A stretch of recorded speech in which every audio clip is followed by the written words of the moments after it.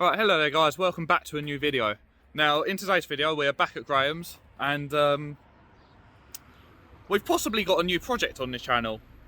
Let's just say it's a £100 sleeper. Shall we go with that? Yeah, let's go with that.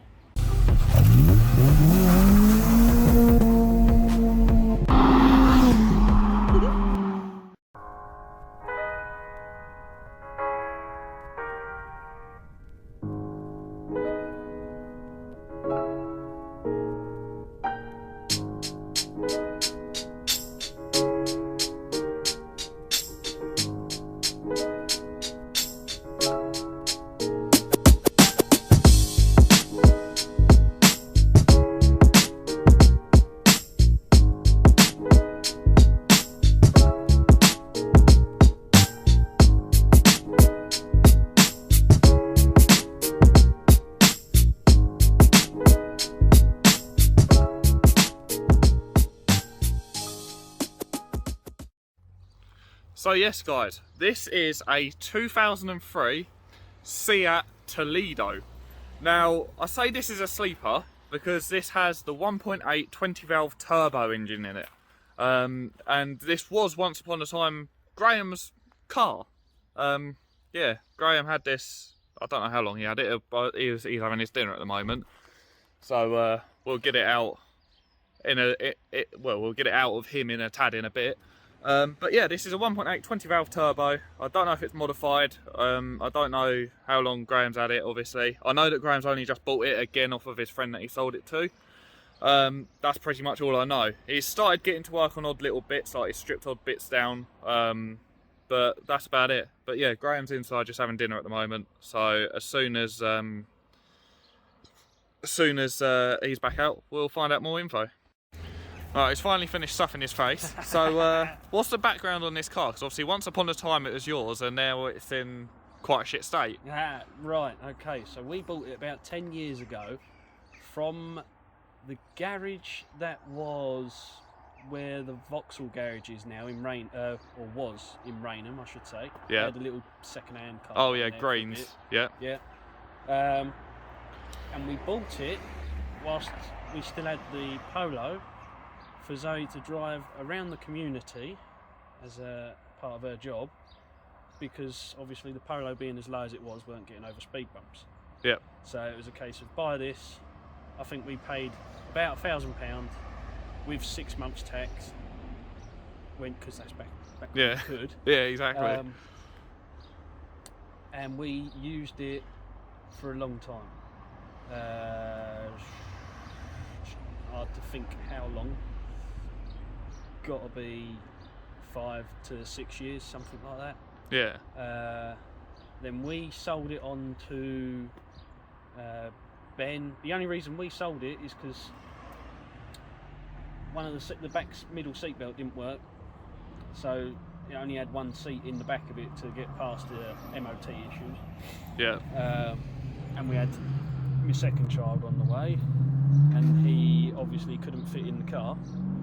So we swapped it for the Octavia effectively, bought the Octavia and sold this to Ben with the S3 and Harry. Their plan was to track it.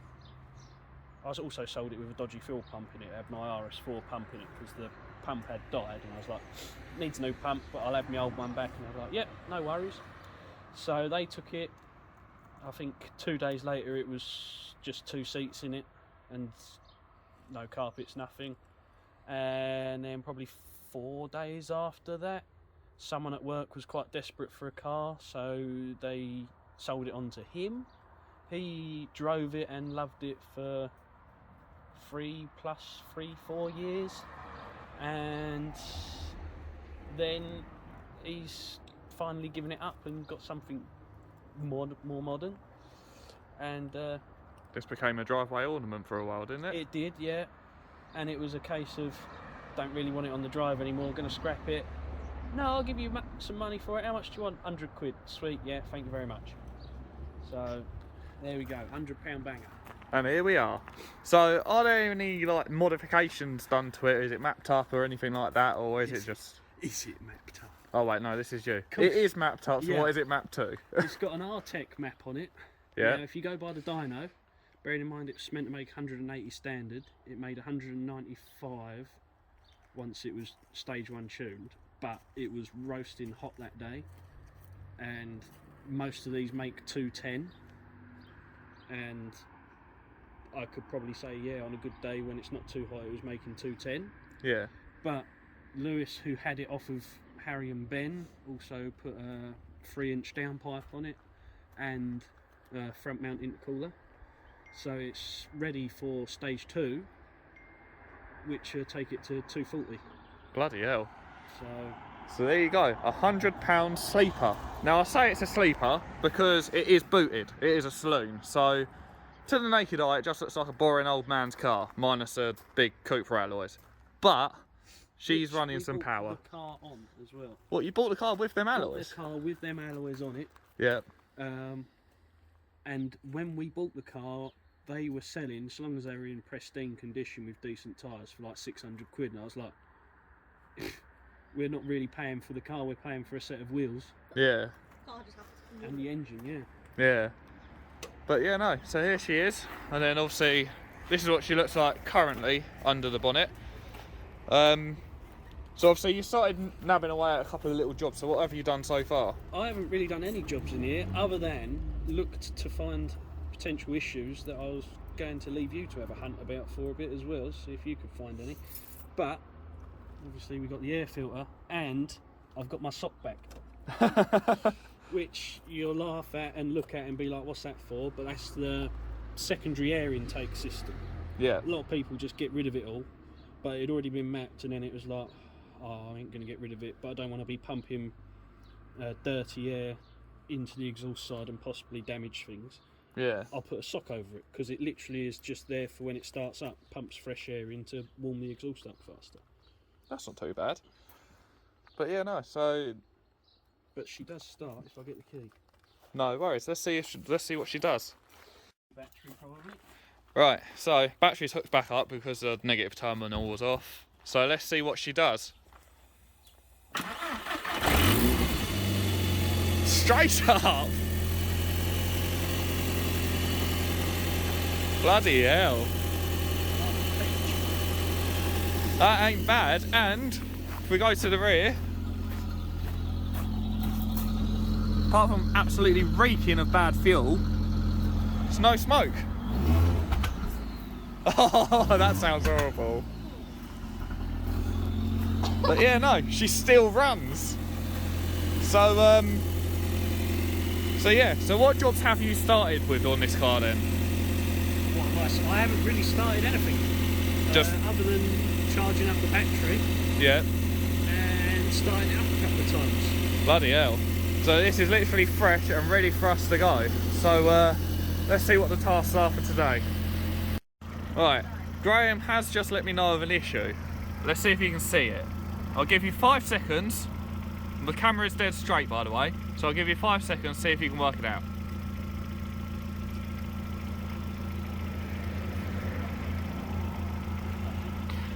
Give up?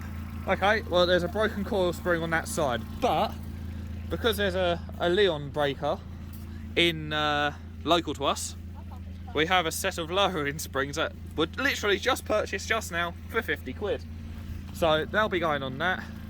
Obviously the interior is absolutely disgusting and vile, and yeah, that's that really.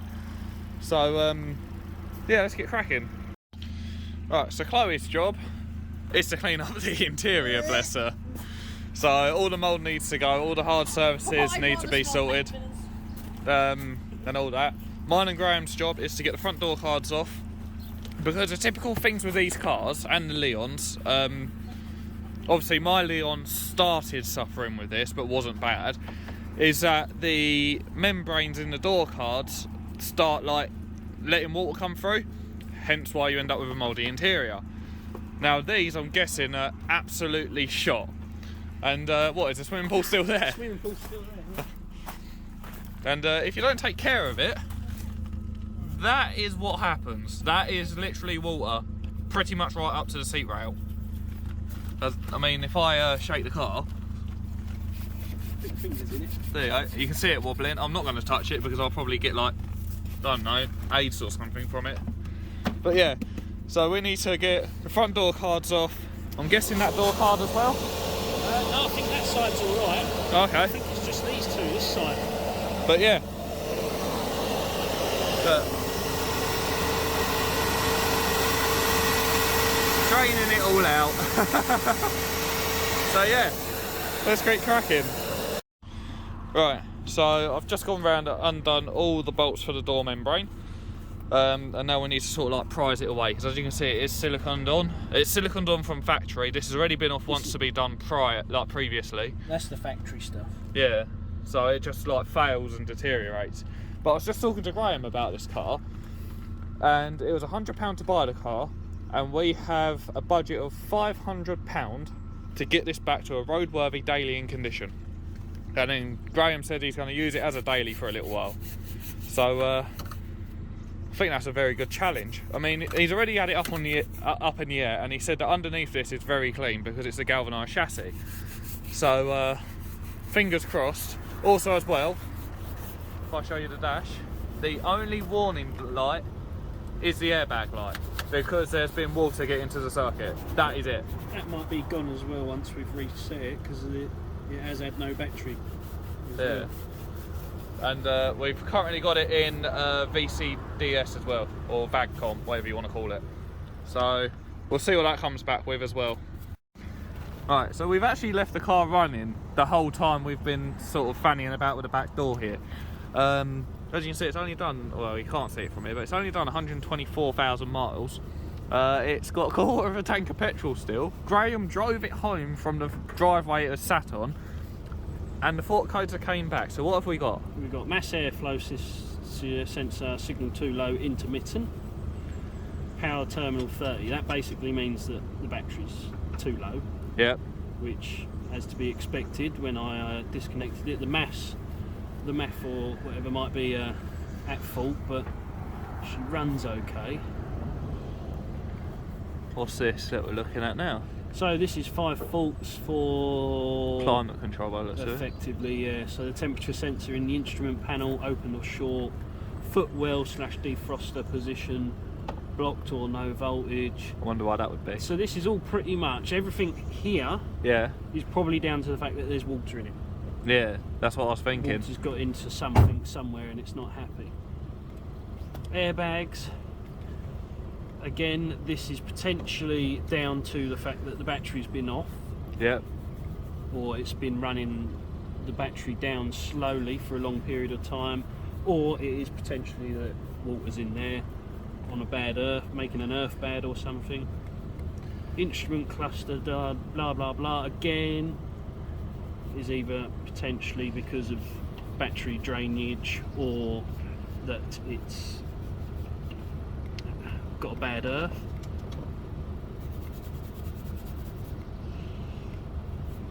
And voltage too low.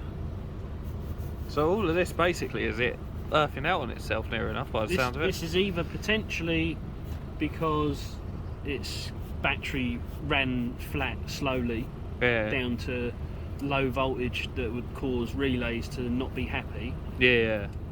Or because water's damaged earthing cables and things, which... Right. All gone, all gone. Oh. And it should start searching again. Well, the airbag light is still on at the moment. Right, So it's probably this. Yeah. Right, well let's see what happens when that starts searching again. We'll see if anything happens up there, and that's it. But I'll take you around to the front of the car quickly, and you can just hear how nicely she's purring away. So again, still smells a bit bad around here. That's just moisture coming out of the exhaust, that's not oil or anything. But then if we come around to the front,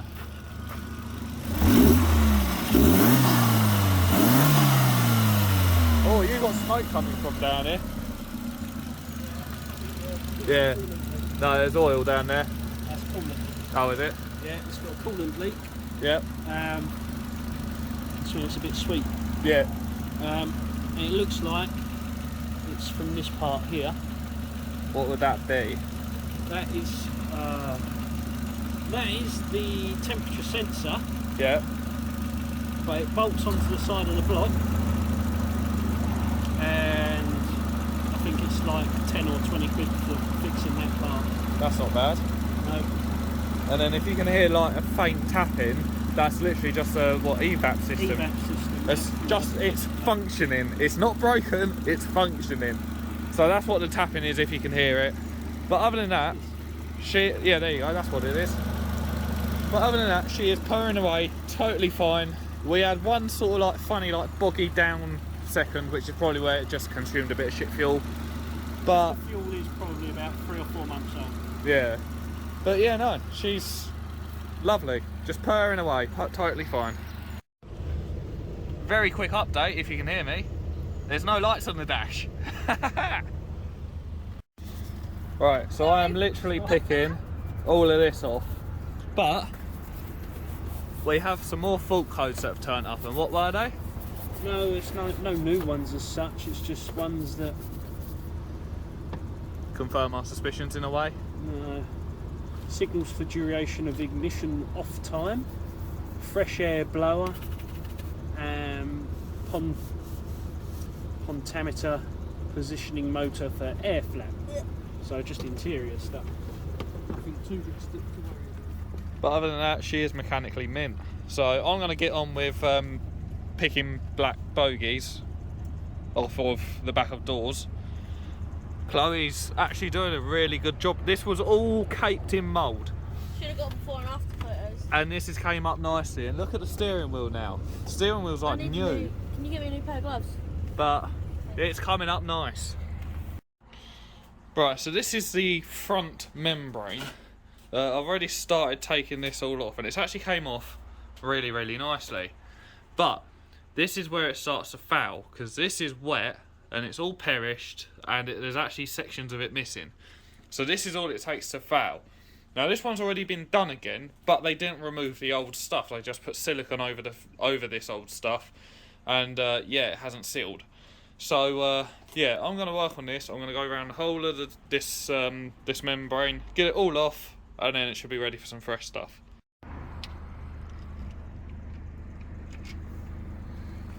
So yeah, we're still on it at night. It's coming up to like 8 o'clock now. Unfortunately, we couldn't get the rear membrane off. We have tried, but we couldn't. So Graham's going to have a bit of a play with it tomorrow to get it off, to get it cleaned up. Then possibly I might have 2 weeks worth of videos on this car. We have came up with a project name for the car, which I think is quite cool, but I'm going to flip the camera around in a minute when I outro the video and let you know what that is.